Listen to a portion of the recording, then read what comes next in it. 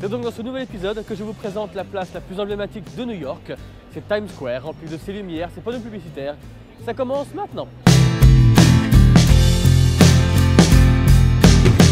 Alors ici, juste derrière moi, vous avez les vendeurs de tickets qui donnent des réductions pour Broadway, donc les spectacles qui ont lieu ici comme Aladdin le dernier, il y a Wicked, donc le Magicien d'Oz, il y a le Roi Lion, il y en a plein. Les tickets se vendent ici, vous avez les réductions affichées directement sur l'écran. Le mieux, le conseil du jour, c'est de venir chaque soir vers l'heure où je suis maintenant, c'est-à-dire 16h30 jusqu'à 18h, venir récupérer des tickets à moins 50, moins 70%. Ça peut faire de grosses différences puisque parfois les tickets sont à 300 $, donc ça peut faire de grosses réductions pour votre spectacle à Broadway. Donc si on va voir de plus près, c'est exactement ici que sont marqués les prix pour Broadway, les réductions, juste ici, affichés pour différents spectacles. Là on voit par exemple moins 50% pour l'instant. Et sur lieu encore plus tard, vers 17h30, 18h, elle n'est que 16h30, vous pourrez avoir des réductions jusque 70%. Et c'est donc juste à côté de ce panneau que se trouve la file d'attente, les caisses pour payer ses billets de Broadway. Vous voyez qu'il y a de la foule quand même.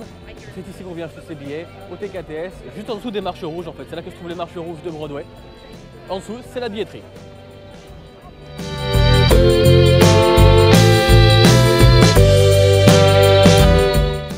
Alors les marches rouges, j'en parlais il y a quelques secondes, les marches rouges c'est juste derrière moi, juste là on peut marcher dessus, monter dessus, prendre de belles photos, c'est un lieu emblématique et souvent il y a des événements qui se passent dessus. Mais récemment elles ont été beaucoup fermées puisqu'il y avait des manifestations sur Times Square par rapport à des affaires policières.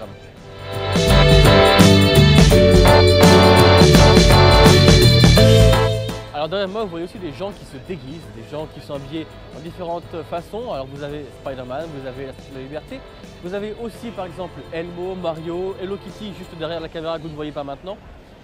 Et donc ces gens-là font un petit peu leur métier on va dire puisqu'ils demandent des pourboires en échange. Ils passent leur journée à faire ça, c'est quasiment toujours les mêmes.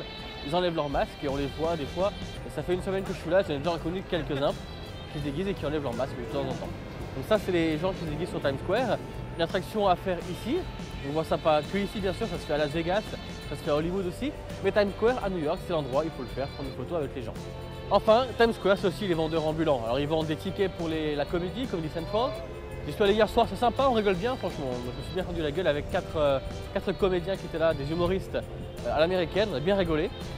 Et vous avez aussi des vendeurs pour les tours en bus, alors si vous voulez des réductions c'est ici qu'il faut venir puisqu'ils vous donnent des tickets, pas gratuits, mais des tickets de réduction plutôt, pour faire payer moins cher justement ces attractions et ces visites de New York. Donc vous voyez, à Times Square aussi il y a la police est très présente, hein, elle est ici juste là. On la trouve aussi sur tout le square puisqu'il y a beaucoup de gens qui passent, donc les risques de vol sont importants. Et aussi les risques des manifestations sont très élevés puisque ici les gens viennent, se rassemblent rapidement et peuvent créer n'importe quel type de problème. Les marches ont été fermées, je l'ai déjà dit, pour plusieurs raisons, des manifestations cette semaine. Et voilà, la vidéo sur Times Square est terminée, j'espère qu'elle vous aura plu.